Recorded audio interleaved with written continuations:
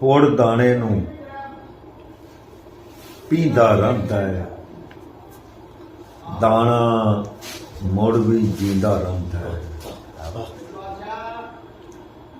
ਭਲਿਆਂ ਦਾ ਪਦ ਬੋਲ ਪਵੇ ਤੇ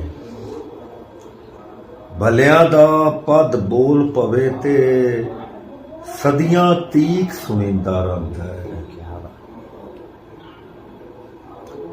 ਰੱਬ ਦੀ ਰਹਿਮਤ ਜਿੰਨਾ ਹੁੰਦਾ ਹੈ, ਰੱਬ ਦੀ ਰਹਿਮਤ ਜਿੰਨਾ ਹੁੰਦਾ ਹੈ, ਬੰਦਾ ਜੋ ਵਰਤੀਂਦਾ ਰਹਿੰਦਾ ਹੈ।